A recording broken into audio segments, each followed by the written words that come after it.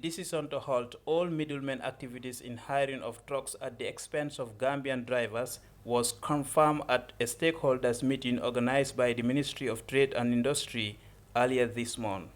On the 11th June 2019, Minister of Trade invited you talk with the GTA, with other transport unions, at the necessary stakeholders, come the Ministry of Transport, come the GCCI, come the Chamber of Gambia Clan Agency, come the Gambia GRA, Gambia Revenue Authority, and Office of the President, and the Inspector General of Police representatives at the meeting.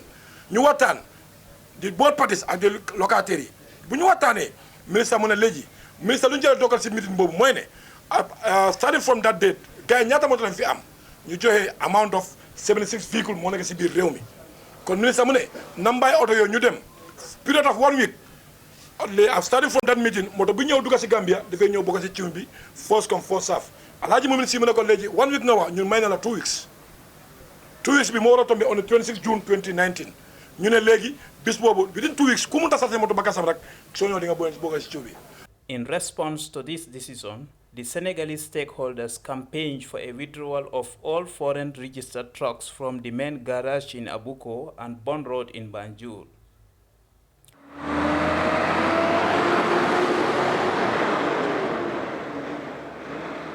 They managed to mobilize up to 50 trucks which left the country to the border town of Seleti near Djiboro. The Senegalese middlemen spoke to the press alleging unfair treatment from their Gambian counterparts. li xaw fii tey mooy ñun depuis fanweeri at ñoo ngi fi Banjul di fi liggéey di jënd bagage di ko teg suñuy oto di ko yóbbu te moo am ci àdduna bi yëpp ñu xëy benn bis depuis le premier ba léegi ay civil di ay coxeur ku ñuy wax Omar Cissé Moussa Cissé ak Mominu Si xëy taxaw ni yéen seen bagage yi ngeen jënd di ko teg ci seen oto yi day dootu leen ko teg ci seen oto yi day dem rangi ngeen teg ko ci suñu oto yi mu yóbbu ko te ñun xamuñu loolu ndax tabax sa kër ba pare wàcc ko fa dem di luyee ji kër loolu amul fenn loolu lan nu teg moo nu naqari te comme nag ñun doon noo yar du nitu violence ci loi la ñuy dox dem nañ ci autorité Gambie yi mun nu ko régler décision ban jël ñun mun nu cee liggéey te njiitu police bi mooy ki ko jël ni dem leen liggéey këyitu bagage bu ne muy facture rek lu mën a doon su nekkul ci turu borom oto bi du jël bagage boobu te loolu du loi moo tax ñu ñëw fii génn suñuy oto ndànk dem yóbbu ko ndax ñaar fukki fan ak benn ñu téye la ci biirub dëkk bàyyee la ay civil état bàyyee la ay civil ñu téye sa alal état toog réagirul deful nen xanaa di la woo ay réunion yu dul jeex du xaaj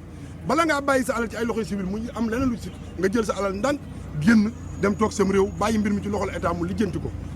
Vice President of the Vehicle Owners Association of the Gambia, Moussa Cissé, stated that reports by the Senegalese media that the transport union is discouraging non-Gambians from the business in the country is false. liñ leen xamal mooy képp koo xam ne am nga sa bagage am nga sa oto bill of loading bi ak sa carte grise ak sa ID card nekk di chem soxlawuñ la nga rang demal nga jël sa bagage nga dem koo xam ne nag am nga sa bagage te amuloo moto li la war mooy jël si kiw bi waaye nga ne da nga am sa bagage te amuloo moto dafay tax nga bàyyi moto Gambien yi fii dem call Sénégal wala fu mën a doon ñooñu ñëw jël bagage bi ñun Gambien ñu toog di nelaw loolu leen mënatuñ koo muñ. Despite their efforts to empty the country of non-Gambian trucks, the garage in Abuko still hosts a large number of Senegalese trucks. That was the Gambia Press Union there at a press conference explaining the current situation between Gambia and Senegal trucks. U.S. President Donald Trump and North Korean leader Kim Jong-un shook hands and exchanged brief words during a surprise meeting in the demilitarized zone village of Panmunjom on yesterday.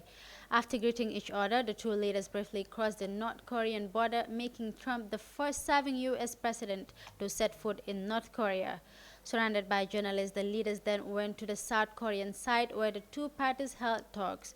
Both Trump and Kim spoke highly of their meeting, with the North Korean leader calling it a sign of excellent relationship. The leaders meeting reportedly lasted almost an hour, after which Trump and South Korean President Moon Jae-in followed Kim Jong-un and as he returned back to the North Korean side. The U.S. president had arrived in South Korea earlier the same day to hold talks with Moon. Even though he tweeted that his visit was long planned, it had not been announced and was not expected. In its weekend political rally in Welingara, the United Democratic Party shifted a tradition of war of words with supporters of the current government in the name of Barrow Youth Movement. This time, the party explores ways and means to fulfill its obligations once voted into power. The party leader, former vice president, discussed economic advancement and governance through information technology. Sukaigei has more on that. Leader of the United Democratic Party, Usainu Dabo, has given some hints that his party will consider to develop the Gambia once voted into office. For him, it is a matter of what should be done and what should be avoided. He said after a successful struggle to rescue the country from authoritarian rule, the leadership should nurture a budget free from debt servicing. The former vice president was speaking on over the weekend at a political rally in Welingara.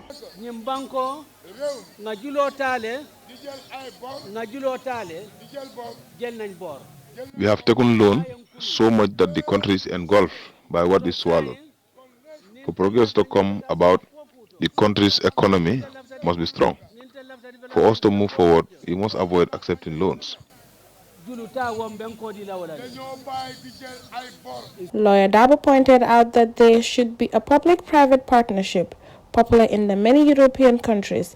The Triple P is a contractual system between a governmental body and a private entity with the goal of providing some public benefit in different forms. Public-private partnerships typically are long-term and involve large corporations on the private side. Another aspect of the development in the view of Dabo is sound management of the port.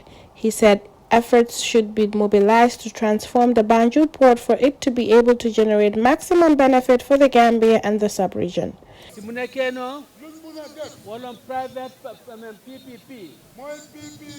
Public-private partnership. If we can encourage private partnership, it will boost the re-export trade. This cannot happen if the port is not transformed. This is also true of the airport. Similar efforts should be mobilized to standardize the airport service of our country. In the field of agriculture, the UDP leader urged for mechanized farming where farmers are supported to be able to derive the best from the fertile lands. This method would open the doors for processing industries into the country instead of the regular exportation of farm produce of all kinds. Mechanized farming. Farmers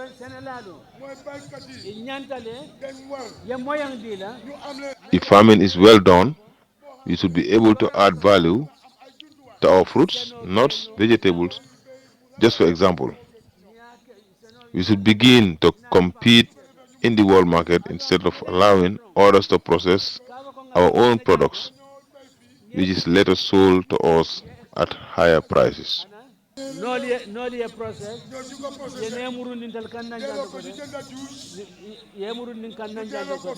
ni anati nyanta mensana dalsfula iba wafla mo dalsitan wo mu gambela bonewti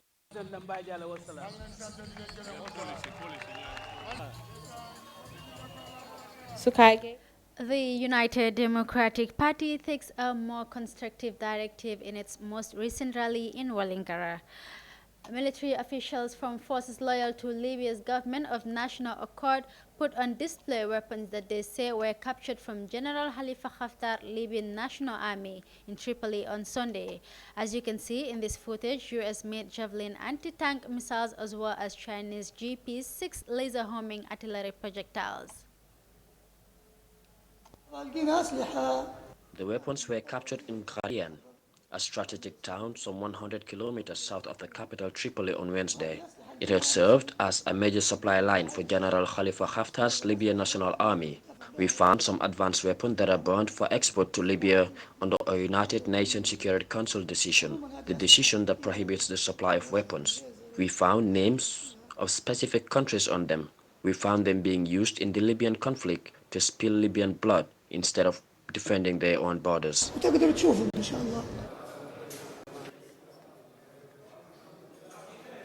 years after the fall of Muammar Gaddafi, Libya remains a chaotic state. The United Nations-backed government struggles to exert control over territory held by rival factions, intensifying geographical and political divisions between the east, west, and south. Branches of rival governments and armed groups began providing community security, guarding facilities, and managing prisons, resulting in inconsistent and sometimes inhuman law enforcement practices and treatment of inmates. If it's proven the UAE supplied Haftar's forces with weapons, that would be a violation of deals with the US, which ban reselling arms to third countries. Still on Libya, earlier today, Turkey has finally secured the release of 6 Turkish sailors detained by forces loyal to the East Libya-based commander Khalifa Haftar, Turkish Foreign Ministry spokesperson Hamid Aksoy said. According to him, the sailors have decided to their own accord to continue working and have gone aboard a ship owned by a Libyan company. Well, coming up after the break, the U.S. Embassy in Tunisia closed doors to the public on Monday due to security reasons.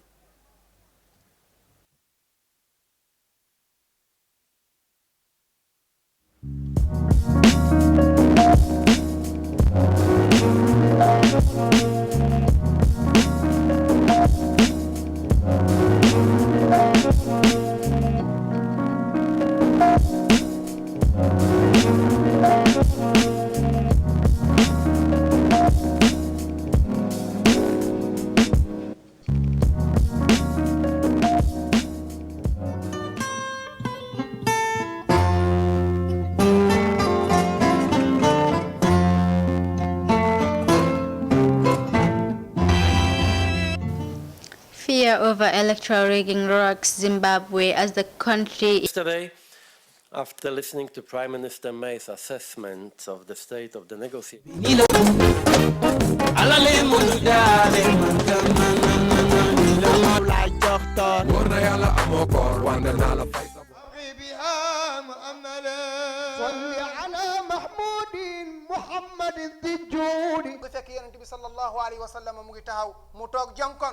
Why it is our diocesan patron feast day is because the Cathedral of Our Lady of the Assumption is dedicated.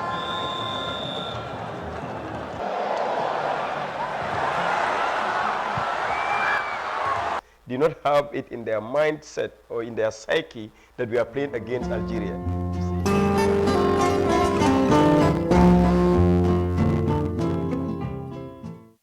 Welcome back. We remind you that you're watching the World Today News Bulletin. Let's now take a look at the remaining stories. The U.S. Embassy in Tunisia closed doors to the public on Monday due to security reasons. In a statement, the embassy indicates due to security concerns, the U.S. Embassy will be closed to the public on Monday, July 1st, except for emergency services.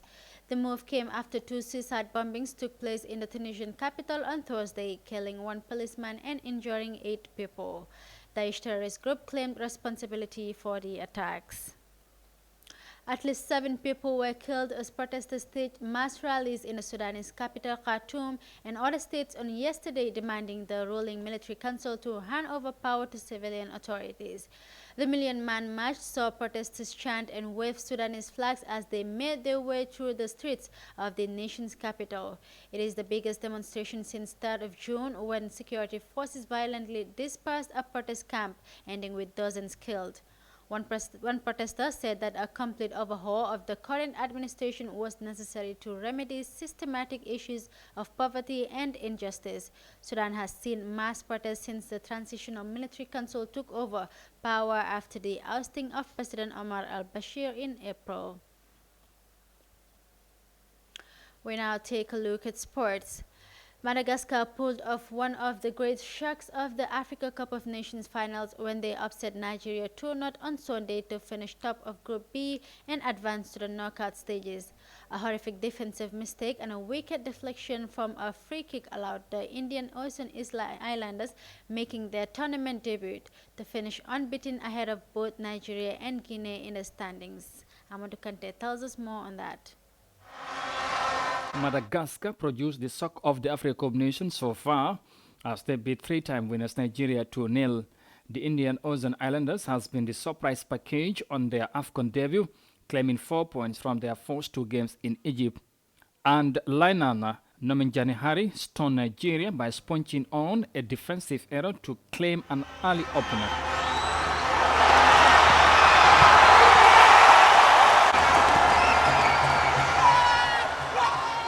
Carlos Andre Matasinoro's deflected free kick then ensured Madagascar went into the last 16 as winners of Group B.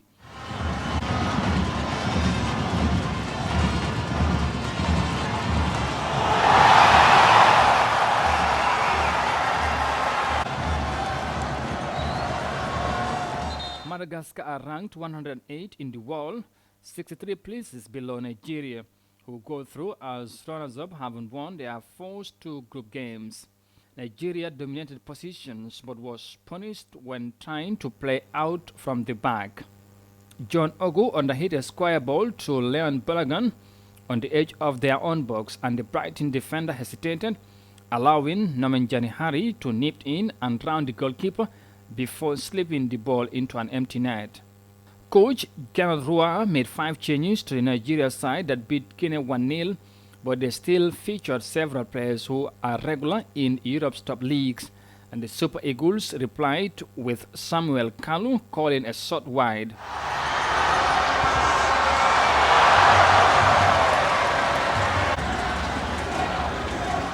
Madagascar continued to make their better chances as Andres Matasinoro produced a tame volley after exchanging passes with Jeron Mumbris before captain Feniva Andre Matasima lashed a shot wide after being slipped in by Andres Matasinoro. Madagascar doubled their lead as Andre Matasinoro's 25-yard free kick deflected in off half-time Nigeria's. Madagascar astonishingly takes on Nigeria with a 2-0 win. Well, viewers, that's all we have for you on the World Today News Bulletin. For more on these and other stories, kindly log on to our website, iafrica.tv. I am Fatmata Jaju. Bye for now.